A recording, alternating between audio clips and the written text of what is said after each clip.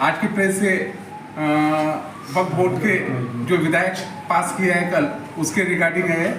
आपको आज की ब्रीफिंग तैयब भाई जफर करने वाले हैं। उसके बाद जब इन्होंने सब बोलने के बाद में आप आपके सवाल पूछ सकते हो। कल 12 घंटे की बहस के बाद लोकसभा में रात में 2:33 पर वक्फ अमेंडमेंट बिल पास किया गया 288 वोटों के साथ।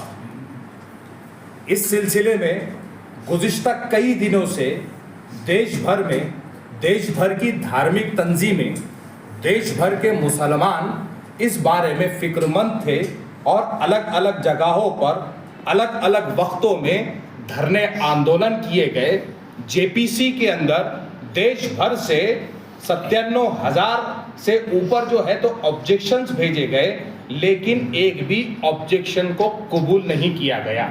अपोजिशन ने 44 अमेंडमेंट दिए थे, उन 44 अमेंडमेंटों को भी कबूल नहीं किया गया और एनडीए सरकार के 24 अमेंडमेंट में से 17 कबूल कर लिए गए। उन अमेंडमेंट में ये है, जैसा कि आप तमाम लोग जानते हैं कि वक्फ बोर्ड के अंदर जो है तो गैर मुस्लिम हिस्सेदारी के जो वक्फ काउंसिल बनेगी। कल अमित शाह साहब ने ये कहा है कि हम वक्फ के अंदर गैर मुस्लिम को नहीं ले रहे हैं, लेकिन वक्फ की जो काउंसिल बनेगी उसमें 2 गैर मुस्लिम मेंबर होंगे। साथ ही साथ एक अमेंडमेंट ये था कि जो काउंसिल होगी वक्फ की, उसको जो है तो डिस्ट्रिक्ट कलेक्टर देखेंगे। कल किरण जी ने ये कहा है कि आप कलेक्टर नहीं, उनसे अपर के अधिकारी, सेक्रेटरीट लेवल के अधिकारी देखेंगे।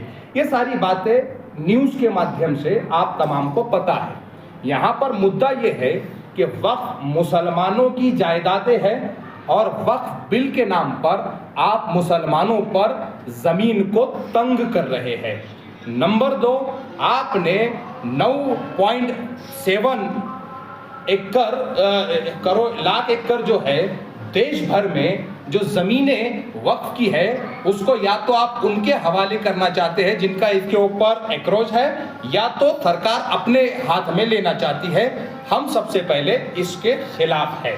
नंबर 2, वक्फ का बिल कल जो पास हुआ, इस गुनाह में कांग्रेस जैसी पार्टियां भी बराबर की शामिल है, क्योंकि अपोजिशन में होने के बावजूद आपने वैसी भूमिका नहीं ली जैसी भूमिका लेनी चाहिए थी। साथ ही साथ जो एनडीए के अलायंस पार्टनर्स है, चाहे वो टीडीपी हो, चाहे वो जेडीयू हो, चाहे वो शिवसेना हो, इनके पास इनकी कॉन्स्टिट्यूएंसीज में ये मुस्लिम वोटों से चुनकर आते हैं। इन्होंने मुस्लिम समाज को धोखा दिया है, मुस्लिम वोटों को लेकर मुस्लिम समाज के खिलाफ काम किया है।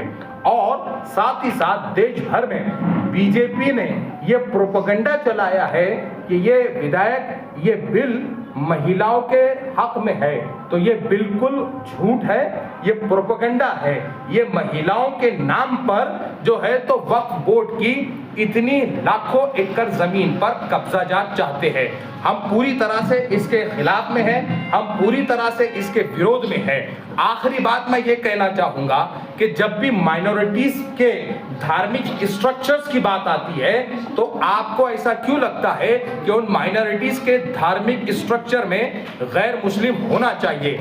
आप लोग मीडिया के माध्यम से ये जानते हैं कि देश भर में बौद्ध गया का मुद्दा चल रहा है, वहां पर भी यही कानून लागू किया गया था कि बौद्ध गया की कमेटी में 5 ब्राह्मण होंगे, और जिस बिल में अमेंडमेंट की जरूरत थी वो बौद्ध गया कानून में अमेंडमेंट की जरूरत थी, आप वो तो नहीं कर रहे हैं, लेकिन आप मुसलमानों को टारगेट कर कर मुसलमानों की दुश्मनी में इस तरह के बिल लेकर आ रहे हैं। इसके खिलाफ वंचित बहुजन आघाड़ी अपना स्टैंड क्लियर रखती है और वंचित बहुजन आघाड़ी इसके खिलाफ लड़ने के लिए हर तौर पर तैयार है। अब आप बिल सबसे पहले तो संविधान के खिलाफ है, आर्टिकल 25, 26 और 30 की मुखालफत करता है। इसीलिए, और आप तमाम लोग जानते हैं, वंचित बहुजन आघाड़ी मार्जिनलाइज पीपल का काम करती है और संविधान की रक्षा का काम करती है। इसीलिए वंचित बहुजन आघाड़ी सड़क की लड़ाई लड़ने के लिए तैयार है और अदालत का रुख करने के लिए भी तैयार है। इसलिए क्योंकि वंचित बहुजन आघाड़ी के सुप्रीमो ने साफ कहा है, आदरणीय बाला साहब अम्बेडकर ने, कि हम इस बिल को सिरे से नकारते हैं। राज्यसभा को जाना है, उसके बाद जो है तो राष्ट्रपति को जाना है, उसके बाद सुप्रीम कोर्ट में चैलेंज होने का पूरा हक आज भी लोगों के पास मौजूद है। रही बात यहाँ पर आपने जो बात कही है, कायदा लोकसभा में पास हुआ, इसके लिए मैं आपको ये कहता हूं कि जो अपोजिशन ने भूमिका निभाई है यहाँ पर चुप्पी साधने की, लीडर ऑफ अपोजिशन इसके ऊपर बोलने से कासिर रहे। सबसे पहले तो जब बिल पेश किया गया राहुल गांधी मौजूद नहीं थे, 1:30 बजे के बाद आप आए हैं, पूरी बहस में खामोश बैठा है और कांग्रेस की तरफ से राहुल गांधी ने कोई स्टेटमेंट नहीं लिया। इसलिए जितना जिम्मेदार इसके ऊपर जो है तो बीजेपी और एनडीए है, उतना ही जिम्मेदार इसके ऊपर कांग्रेस भी है। कहीं ना कहीं कांग्रेस से ये सवाल पूछना चाहिए। आगे चलकर मैं ये कहता हूं कि राज्यसभा में एनडीए की मेजॉरिटी नहीं है। अगर अपोजिशन पार्टियों की नीयत साफ है मुसलमानों के सिलसिले में, तो वो राज्यसभा में इस बिल को रोकने का काम कर सकते हैं। जी 4 या 5 कुछ कम पड़ते हैं, उतने नंबर नहीं है। और यहाँ पर मुसलमानों के लिए एक सबसे अच्छी मैसेज यही होगा कि मुसलमान अपने दोस्त और दुश्मन में फर्क पहचान लेंगे कि कौन इनके साथ खड़ा है और कौन इनके खिलाफ खड़ा है, कौन सिर्फ मोहब्बत की दुकान लगाकर टेबल के नीचे से नफरतें बेच रहा है, ये मुसलमान अच्छे से देख लेंगे। आपण आता एक अजून एक आरोप केला है, वोट चाहिए तब इनको मुसलमान चाहिए, और जब काम करना है तो ये मुंह छुपाकर भागने लगते हैं। हमने बिल पेश होने से पहले 1 तारीख के दिन रात में मैंने एक ट्वीट के जरिए एक मैसेज निकाला था कि सबसे पहले कांग्रेस और अपोजिशन पार्टीज इस बिल के बहस में मौजूद रहे, वॉकआउट ना करें। नंबर 2, अगर ये बहस में मौजूद रहते हैं तो जो है तो वोट की मांग करें, इलेक्ट्रॉनिक वोट की, ना कि वॉइस वोट के जरिए ये बिल पारित हो जाए। तो ये लोग इसमें तो बैठे रहे, लेकिन लीडर ऑफ अपोजिशन का काम था इस बिल के ऊपर तफसील से बहस करे। इन्होंने अपने एक नेता को आगे कर खुद चुप्पी साधी और इन्होंने उन लोगों को बहलाने का काम किया जिनके वोट इनको चाहिए, और हिंदुओं को के इनका वोट ना टूटे उनको बहलाने के लिए लीडर ऑफ अपोजिशन खामोश थे, प्रियंका गांधी एब्सेंट थी। ये कहीं ना कहीं सवाल उनसे भी पूछना चाहिए।